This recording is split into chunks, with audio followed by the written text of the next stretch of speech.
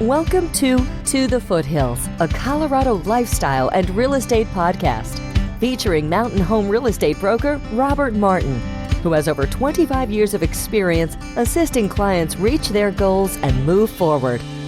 Tune in each week for a dynamic conversation with experts, Colorado adventurers, and residents that explores the ins, outs, and specific nuances of buying the perfect mountain home or selling your dream home in Evergreen, Conifer, Bailey, and surrounding areas to catch a glimpse into the Colorado lifestyle that's a part of you. Welcome to the podcast. Today we're visiting with Bob Kuehster. Bob was a longtime resident of the Conifer and Foothill area, and can I say somewhat of a historian possibly? Tell me about yourself, Bob, and your background. How long did you live in Conifer?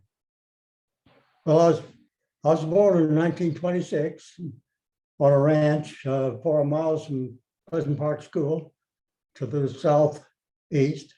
And I was last of 5 kids. I had Arlene born 1913, Carl in 1915, Maria in 1917, and Hazel in 1920. Me in 1926. But the first thing I can remember is babyhood. Why our house inside walls were just 1/2-inch lumber with building paper and then wallpaper on that. So my dad was going to make the living room nicer, so he got this. We called it plasterboard. He put on the walls, which is kind of like drywall. And anyway.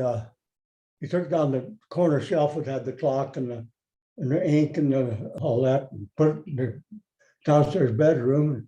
So they didn't watch me for a little bit, and I got into the little 2-inch by 2-inch bottle of ink, and I guess the cork wasn't in tight, and I got ink all over Mama's sheet music.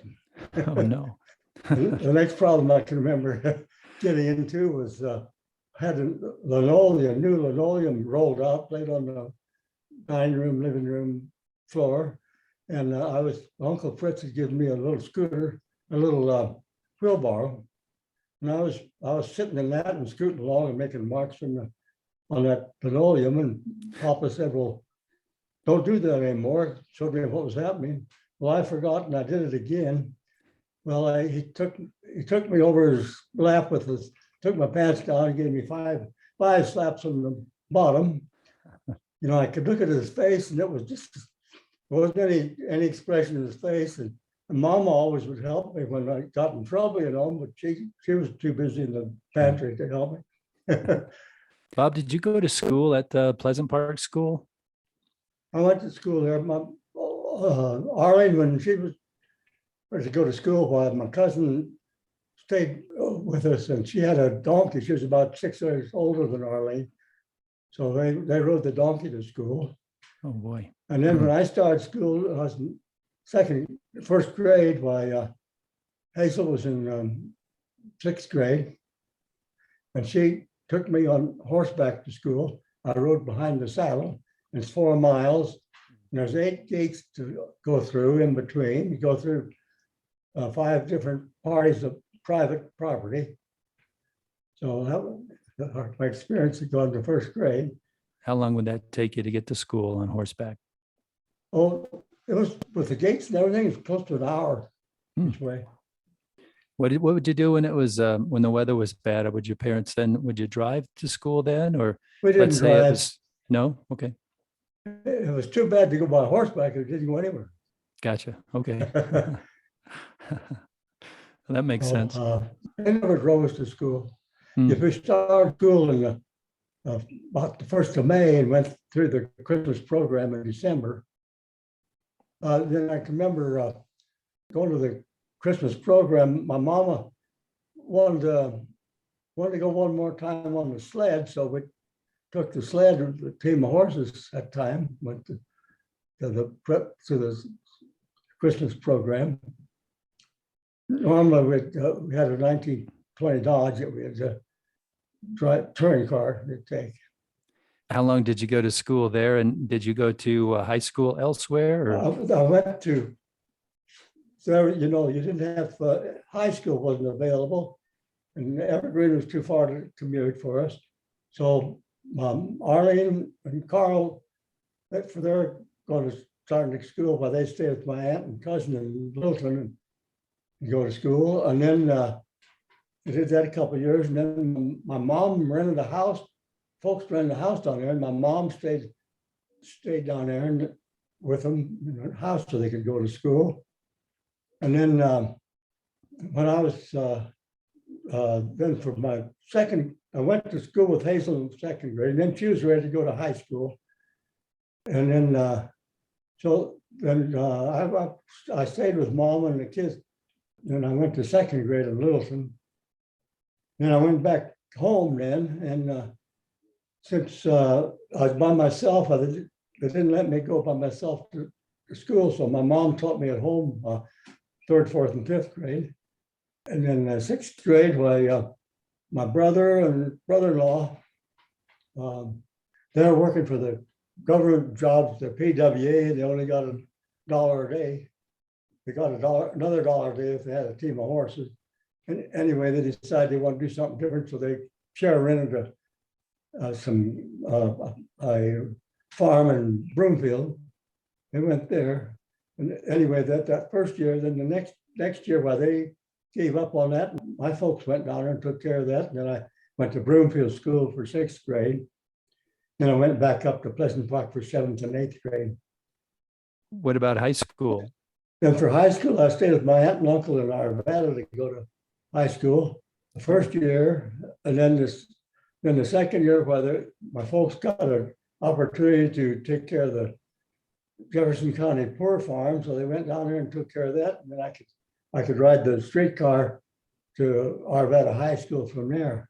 And when I was in high school, second year of high school, I went to the government employment agency to try to get a job, and they said, well, you're going to be going in the service pretty quick, so they sent me to radio school. So then that was during the war. The war was going on, and so I signed up to get in the Army Air Cadet. Took the test. I couldn't pass the physical, but I thought I was going to service, so I since I've been going to radio school, I graduated with the class ahead of me. Well, then I was 4F and couldn't get in the service, so then I went to college. And I commuted with my Model A over the hill from towards Golden to Boulder to go to college. And what college did you go to, Bob? CU at Boulder. Okay. CU at Boulder. Gotcha. What when you lived in Conifer, Bob, what years were you there? Well, you said you were born in 26, and then you lived up there pretty much your whole life, and have seen a lot of changes, obviously. Everything's changed. It used to be we could from the school we could go across the road and play in a little clearing there, play softball. Mm-hmm. There wasn't any cars on the dirt road at all, hardly. And years were wetter, we could, one of our Grange meetings would have a winter roast, and we'd have a fire alongside the road and roast marshmallows. Mm-hmm. And it was wet enough, there were willows grew around there, and we'd cut off willows to make sticks to toast the winters on. Yeah, that sounds great. Now the road up there, Kuehster Road, did your father or grandfather, did they buy that property and develop it, or how did that come to play? The end of the Kuehster Road, while my grandparents homesteaded that about 1874, 4 or 5. And at that time there wasn't any schools around there. And then when Uncle Fritz was old enough to go to school, well, he had to stay with ride the Denver, railroad went up the river to Leadville. He stayed with his uncle in Leadville to go to first year in school. then they built the Lamb School over there on Chester Road. And that's where my father went to school. When your father, when they did they got the land initially, was it 640 acres or when they? No, when the first, it's 120 Okay, is what you homestead. okay. My grandfather and Uncle Hatch, they went together and homesteaded parcels together. And they said, well, whoever lived the longest had the right of way to the others.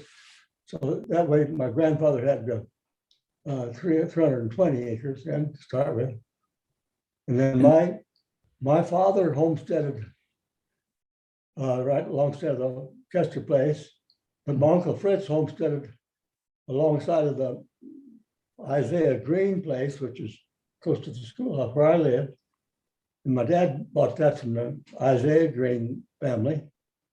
And then we added that Uncle Fritz's, my dad traded his homestead over by the original Chester place for Uncle Fritz's. And so they joined.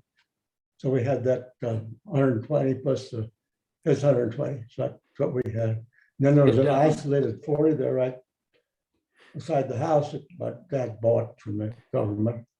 Did your family then, over a period of time, started to sell those properties, or you had some land there that you developed and sold over time? Well, yes, and in my folks and uncles used to run cattle down on the forest preserve, the Pikes Peak Forest. So they'd have their roundups every year and get all the cattle together. And anyway, in 1939, why they couldn't do that anymore, so they brought the cattle home, and my brother bought feed to feed them and sold the cattle. And then with the money they got with that, we bought 80 acres to the north of us. So that added more pasture to our land. Mm-hmm. And then my brother, when he got married, he took over that 80 acres for his place. So he was only a quarter of a mile away from my folks. Okay, I see. When you were growing up there, Bob, what did you like most about living up there when you were a young person? What things did you like to do outdoors? Well, I wasn't much for just riding horses around because I did that riding to school. Mm-hmm. Well, I don't know. When I was a little kid, I had an old tire, that's real smooth tire, 3.5 by 34-inch tire that I rolled it around everywhere. And I Mm-hmm. had a little wagon made out of baby buggy wheels that my dad made for me. And I decided we had a big Airedale dog, and I decided I'd use that dog to pull my little wagon. So I made a little shafts on that and took a piece of pant leg, made a collar for the dog, and put the dog in the collar. Well, that worked fine. He took me sailing up the road, and then he crossed the cattle guard with the wagon. Well, of course, he couldn't pull the wagon across the cattle guard. By that time, he had enough. I went to do something. Well, he just growled at me, wanted me to. He was through with that. Do you still like getting outdoors and doing stuff, Bob? Do you hike, or what things do you do today that you get outside? Well, I don't do much anything special. We sold 80 acres that to pay our inheritance tax when my father died. So then I spent, after I retired, then I spent quite a bit of time building fence to take care of where that was sold. Mm-hmm. And so I worked up there quite a bit. I'd always go up there, even though we lived in Castle Rock, and where I grew up with the family here. But I went up there to help my folks. We'd go up every 2 weeks at least to see my folks. And I'd go up there, help with the hay and all that kind of stuff. Mm-hmm. And how, over the years, Bob, in your opinion, how has Conifer changed in good, in different ways? How has it changed good, and how has it changed bad? Well, it's just so much traffic around. It's bad, and they're developing it so much and so on. And I don't know. Not as much as you were used Uh, to, but definitely a busier place with the more people moving in, obviously. Yeah. Well, the thing is, since I've made my home down here all these last 70 years, I haven't been up there that much, so I didn't Mhm. really, not one that's, of course, Castle Rock has changed considerably, a Oh, for lot sure. more than up there, really. Yeah. What is if somebody came to you, Bob, and said they were considering purchasing a home in the foothills, what might you say that you might want to look at or be in tune to if you're going to buy a home in the foothills? What do you think would be important to know when you're moving forward? Well, if they like somewhat isolation Hmm. away from people, but if you can find that place anymore, too much of Yeah. it's so built up, there aren't too many places that are isolated. Hmm. Yeah, I think that a lot of people share that process, Bob. They like the privacy, living amongst the wildlife and just the beauty, the natural beauty of the area. When you did live up in the foothills, what were some of the favorite things? I know you talked about some things when you were younger, but was there anything that sticks out that you like most about living in the foothills? Well, I don't know, just we had everything on the farm that we needed. We had we raised pigs and chickens and rabbits and cows, had milk cows and eggs and everything. Big garden always. And what I could tell you, as a little kid, I was about 4, the happiest day I can remember as a little kid. At noon, when my father and Uncle Otto and Uncle Fritz came in together with a wagon with sacks of potatoes in it that they'd dug that morning. I guess there was, each of them had about 3 sacks that they carried into the cellar. And I can remember Pop told me to stand right by the door out of the way, and they'd carry take the sacks by the corners and, carry most of them on their knee as they'd come in the cellar and dump them in the bin. Hmm. And what I could remember so happy about it was when those 3 brothers were together at lunch, why they'd tell stories and they were so happy and laughing so much. I can remember that because they didn't get together all that much. I can remember my dad, he shaved with a straight razor. I'd watch him shave, and because what I was interested in, when I'd see his image in the mirror, I was just like Uncle Fritz, so that was fascinating me. But he'd shave and he said, would you go in the other room? Because it makes me nervous for me to watch shaving with a straight razor. Yeah, you'd certainly have to be very careful doing Yeah. that. Most of the people, Bob, did they grow their own crops then, or it sounded like you had some cattle and you did grow. Obviously, you grew some potatoes and different things. And was that pretty common back when you were growing up in that area? Well, yeah, because that early, about 1930, that was a real good crop. Then the drought came in around 34. And I know the potatoes were small. And my dad asked the neighbor how his potatoes were going. He said, well, they're pretty small. He thought he'd have to put them in a salt shaker and sprinkle them on as gravy. They were so small. Oh boy. What other crops did you grow? What other vegetables did you grow? My dad grew, he took his Model T and cut the back seat off and put a box on it. And he raised head lettuce and carrots and that kind of stuff. And he'd get up early and drive down to the city market in Denver with his lettuce and so on. Mm-hmm. He did that, I can remember. He made had a little sawmill. He made a carriage to saw slats to make nail together lettuce crates. Mm. So he did everything. Yeah, very interesting. Did you, Bob, was there a rail system or was a narrow gauge rail that ran up through there at all? Or I know there was one in the Pine area. Yeah, it ran up through, up the river, Mhm. up the South Fork of the river, up to Jefferson, all those cities in South Park, and up, on up to Leadville. And didn't they, I think, didn't they take, I've heard or read that the narrow gauge railroad used to take big chunks of ice that they would cut out of the lakes or the pond in the Pine area, and then they would take those back to the city to put in the ice boxes. To Yeah, keep their, I've heard of that too, yeah. My dad and Uncle Otto, that was their playground down by the river, because they lived on top of the hill there, It's a real steep, not very far, but real steep going down to the river where the Mhm. railroad went up through. did they do a lot of fishing? Did Yeah, they do they some they fishing? like to fish down there, yeah.